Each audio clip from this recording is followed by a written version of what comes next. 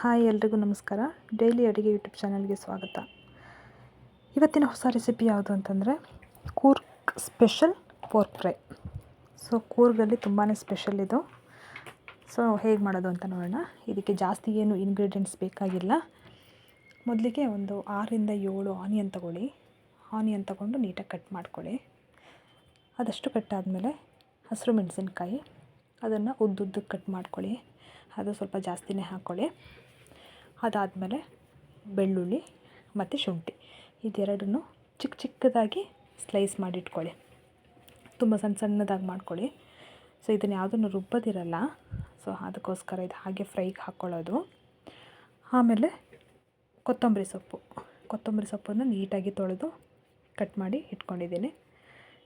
ಇದಿಷ್ಟು ಇಂಗ್ರೀಡಿಯೆಂಟ್ಸ್ ಆಯಿತು.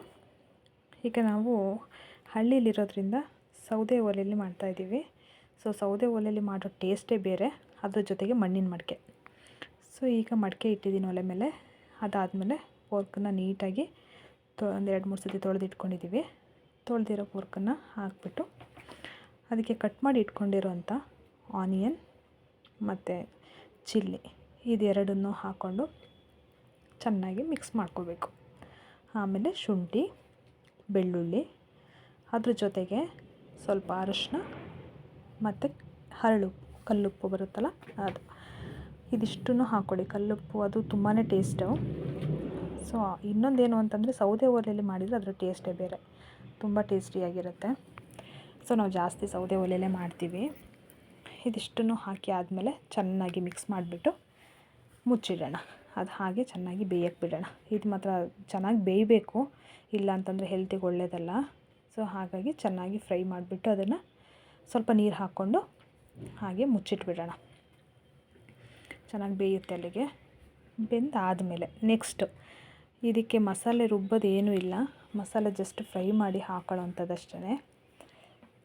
ಒಂದು ಬಾಣಲಿನ ಒಲೆ ಮೇಲೆ ಇಟ್ಕೊಳ್ಳೋಣ. ಒಲೆ ಮೇಲೆ ಇಟ್ಕೊಂಡ್ಬಿಟ್ಟು ಅದಕ್ಕೆ ಧನಿಯಾ ಪುಡಿ ಹಾಕ್ಕೊಳ್ಳಿ. ಧನಿಯಾ ಪುಡಿ ಫ್ರೈ ಮಾಡಬೇಕು, ಅದನ್ನ ಡ್ರೈ ರೋಸ್ಟ್ ಮಾಡಬೇಕು. ಸೊ ಹೇಗೆ ಅಂತಂದರೆ ಅದನ್ನು ಆಯಿಲ್ ಹಾಕಬಾರ್ದು, ನೀರಿರಬಾರ್ದು, ಏನೂ ಇರಬಾರ್ದು, ಡ್ರೈ. ಹಾಗೆ ಅದನ್ನು ನಿಧಾನವಾಗಿ ಹುರಿತಾ ಇರಬೇಕು. ಜಾಸ್ತಿ ಬೆಂಕಿ ಏನು ಹಾಕ್ಕೊಳ್ಳೋಕ್ಕೆ ಹೋಗಿಲ್ಲ. ಸೊ ಯಾಕೆಂದರೆ ಬೇಗ ಬ್ಲ್ಯಾಕ್ ಆಗಿಬಿಡುತ್ತೆ ಹಾಗಾಗಿ. ಸೊ ಇದು ಏನಕ್ಕೆ ಹಾಕ್ತೀವಿ ಈ ರೀತಿ ಹುರಿದು ಅಂತಂದರೆ ಪೋರ್ಕ್ ಫ್ರೈ ಸ್ಪೆಷಲ್ ಏನು ಅಂತಂದರೆ ಬ್ಲ್ಯಾಕ್ ಆಗುತ್ತೆ ನೋಡಿ, ಅದೇ ಒಂಥರ ಅಟ್ರ್ಯಾಕ್ಟು. ಅದು ನೋಡಿದರೆ ತಿನ್ನಬೇಕು ಅಂತ ಅನ್ನಿಸ್ತಾ ಇರುತ್ತೆ ಹಾಗೆ.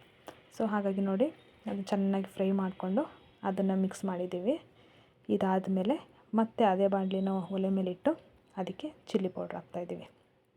ಚಿಲ್ಲಿ ಪೌಡರ್ ಹಾಕ್ಬಿಟ್ಟು ಚೆನ್ನಾಗಿ ಅದನ್ನು ಕೂಡ ಫ್ರೈ ಮಾಡ್ತಾಯಿದ್ದೀನಿ. ಸೊ ಅದನ್ನು ಹುರಿಬೇಕು ನೀಟಾಗಿ. ಹುರಿದ್ಬಿಟ್ಟು ಇದೆರಡು ಕಾಂಬಿನೇಷನ್ನೇ ಚೆಂದ ಬ್ಲ್ಯಾಕ್ ಆಗೋದಕ್ಕೆ ಮೇಯ್ನು. ಇದನ್ನು ಚೆನ್ನಾಗಿ ಹುರಿಯೋಣ. ಅದು ಸ್ವಲ್ಪ ಘಾಟ್ ಬರುತ್ತೆ, ಮಕ್ಕಳೇನಾದರೂ ಇದ್ದರೆ ಸ್ವಲ್ಪ ಹಿಂಸೆ ಆಗುತ್ತೆ, ಘಾಟ್ ಬರುತ್ತೆ. ಚೆನ್ನಾಗಿ ಫ್ರೈ ಮಾಡ್ಕೊಳ್ಳಿ. ಹುರಿದ್ಬಿಟ್ಟು ಅದನ್ನು ಕೂಡ ಏನು ನಾವು ಪೋರ್ಕ್ ಬೇಯಿಸಿಟ್ಟಿದ್ದೀವಿ ಅದಕ್ಕೆ ಹಾಕ್ಕೊಳ್ತಾ ಇದ್ದೀನಿ ನೋಡಿ. ಹಾಕ್ಬಿಟ್ಟು ಚೆನ್ನಾಗಿ ಮಿಕ್ಸ್ ಮಾಡಿ ಮತ್ತೆ ಅದನ್ನು ಒಲೆ ಮೇಲೆ ಇಡ್ತಾಯಿದ್ದೀವಿ. ಚೆನ್ನಾಗಿ ಫ್ರೈ ಮಾಡ್ಕೋಬೇಕು. ಮತ್ತು ಇದು ಸಾರು ಥರ ಆಗಬಾರ್ದು, ಇದು ನೀಟಾಗಿ ಫ್ರೈ ಆಗ್ತಾ ಆಗ್ತಾ ಆಗ್ತಾ ಅದು ಬ್ಲ್ಯಾಕ್ ಬಂದುಬಿಟ್ಟು ಫುಲ್ ಡ್ರೈ ರೋಸ್ಟ್ ಟೈಪ್ ಆಗ್ತಾ ಇರುತ್ತೆ. ರೊಟ್ಟಿಗಂತೂ ತುಂಬಾ ಟೇಸ್ಟಿಯಾಗಿರುತ್ತೆ ತಿನ್ನೋಕ್ಕೆ. ಸೊ ನೋಡಿ, ಈಗ ಎಲ್ಲ ನೀಟಾಗಿ ಮಿಕ್ಸ್ ಆಗಿದೆ. ನೀರು ಕೂಡ ಚೆನ್ನಾಗಿ, ನಾವೇನು ನೀರು ಹಾಕಿದ್ವಿ ಅದೆಲ್ಲ ಚೆನ್ನಾಗಿ ಹಿಂಗೋಗಿದೆ. ಅದಾದಮೇಲೆ ಕಟ್ ಮಾಡಿ ಇಟ್ಕೊಂಡಿರೋಂಥ ಸಾಂಬಾರು ಸೊಪ್ಪನ್ನು ಹಾಕ್ಕೊಳ್ಳಿ. ಹಾಕ್ಬಿಟ್ಟು ಅದನ್ನು ಕೂಡ ಚೆನ್ನಾಗಿ ಮಿಕ್ಸ್ ಮಾಡ್ಕೊಳ್ಳಿ. ನೋಡಿ, ಈಗ ಆಲ್ಮೋಸ್ಟ್ ಕಲರ್ ಚೇಂಜ್ ಆಗ್ತಾಯಿದೆ. ಇನ್ನೂ ಬಿಸಿ ಮಾಡ್ತಾ ಮಾಡ್ತಾ ಮಾಡ್ತಾ ಇನ್ನೂ ಫುಲ್ ಕಲರ್ ಚೇಂಜ್ ಆಗಿಬಿಡುತ್ತೆ. ಸೊ ಇವತ್ತಿನ ರೆಸಿಪಿ ನಿಮಗೆ ಇಷ್ಟ ಆಗುತ್ತೆ ಅಂದ್ಕೊಂಡಿದ್ದೀನಿ. ಮನೇಲಿ ಟ್ರೈ ಮಾಡಿ ನೋಡಿ. ಹಾಗೆ ರೊಟ್ಟಿ ಮತ್ತು ಚಪಾತಿಗೆ ತುಂಬ ಟೇಸ್ಟಿಯಾಗಿರುತ್ತೆ.